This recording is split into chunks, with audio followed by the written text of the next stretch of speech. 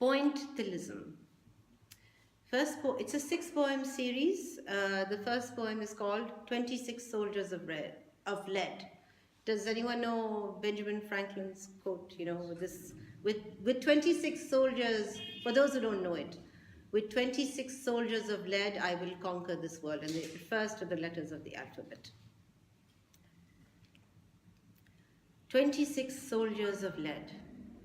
Like prisoners of war, the letters were, confined to end their sentences in a cramped rectangle with the lowest of ceilings. No escape and no respite.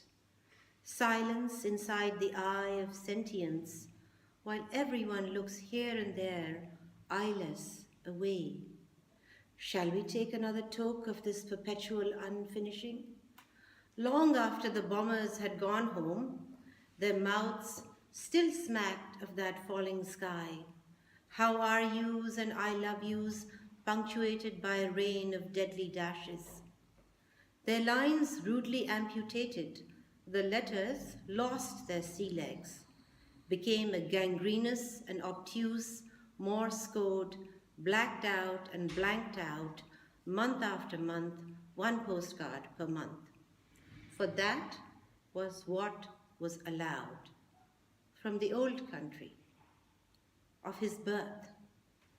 Shellacked until their knuckles were leadless, the 26 seceded to the margins, and the first fruit of silence appeared. Her blush, painted in a corner but still defiant.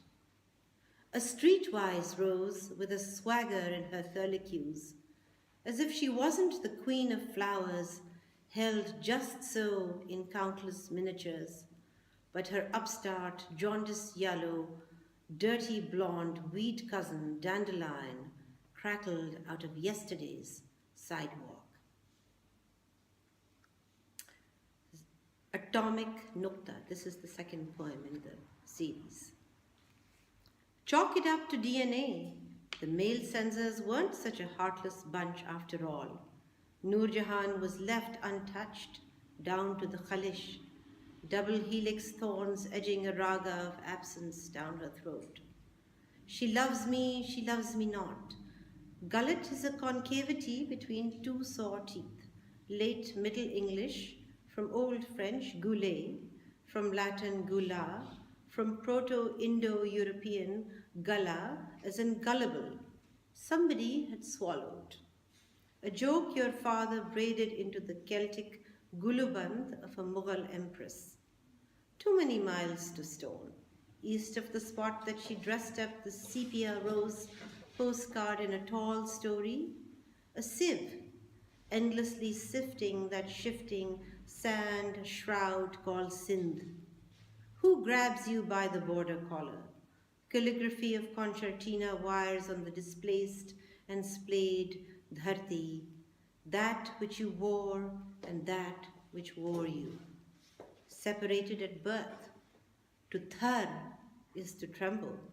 Supine and helpless down her long history wiped clean as a clay-skinned takhti.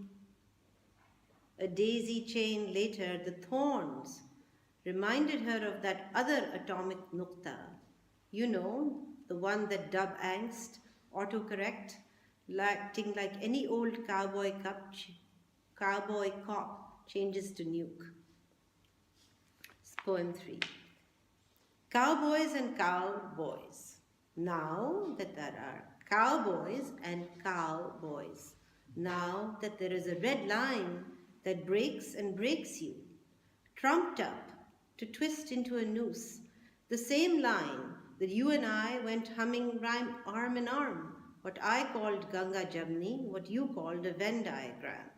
Those lines are lost, the night is long, my mind skipping like a cheap cassette, trying to rewind history with the turn of a pencil. These are the years of static and stasis. Kis kis ko bataएं जुदाई का सबब हम. To get to the analog of inhi logon ne, to jog that, jot that, thread that fugitive dot, noisy point of contention. To green absence, you need the pointillism of raindrops, There are wiles to reap, hairs of bigots slitting your sides as they try to untangle the bindi from Hindi, extracting the sand wound that birthed the pearl they stand on, lodged like a cumin seed in the sea crevice of a camel's mouth. Water has logged every mile of my grave. And you named each painstakingly painted rose? Yes, I did. Zebun Nisa, Shamim Mara, Jahara, Shabnam, Nargis, Noshava, Anjuman, Shagufta, Shahrazad, and so on, until the 1,000 nights were done, and there was the one left to write only, the very longest one. The Department of Wronged Rights. You have made a wrong right turn because left is right and we just wanted to drive that point home. Your life is wood. Get the drift? This is now a checkpoint. Please to sit while we wait. While you wait, we will check you in a box. In triplicate. BBG, are you by any chance that Adakara's sister? You mean the one that still lives on the tip of her tongue, tied in brackets of silence stuffed in her straight-faced helplessness? Mutation would require you to visit another office. We only mince words here. On stamp paper. It doesn't matter if you can sign your name. Thumbprints are necessary. Only the right thumb is right. Would you look at the price of pomegranates? Tell me, how can a simple officer possibly raise one's family in this mehengai? Please have some biscuit with the chai. Where were we? Yes. I was going to tell you about Siyagush, the Supari Jinn.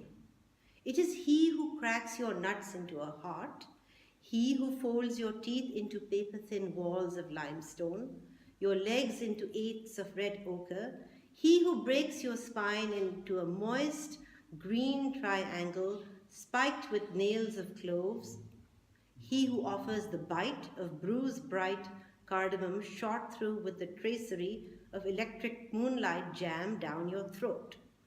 Benevolent or evil, it depends on which way the wind blows.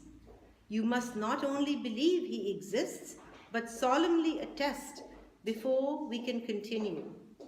Before you pass out of any port, you must solemnly attest before you pass out. We can continue.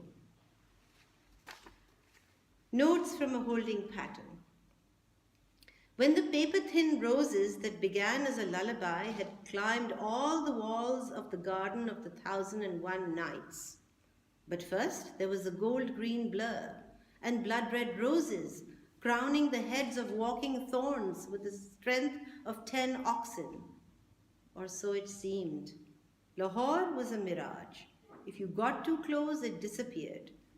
Like all of her loves, she keeps Lahore entombed in her drawer. An entire city of rooftops and grey doves walled up in a 4x6 postcard.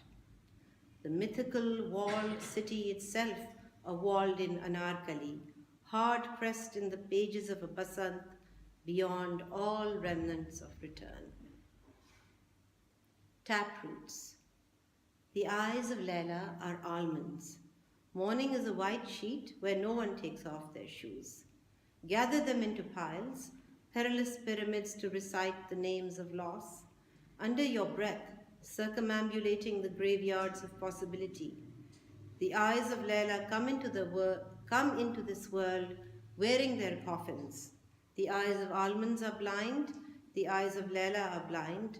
The eyes of night cry themselves blind and leave a wet shroud on the earth each morning. Don't cry for Laila, for it is you that has stabbed her, again and again. The eyes of Laila are a leela of blind almonds. You are condemned to be lost in the braille of their labyrinth, in the labyrinth of their braille. Bhool bhulaiyan. There is no luck now.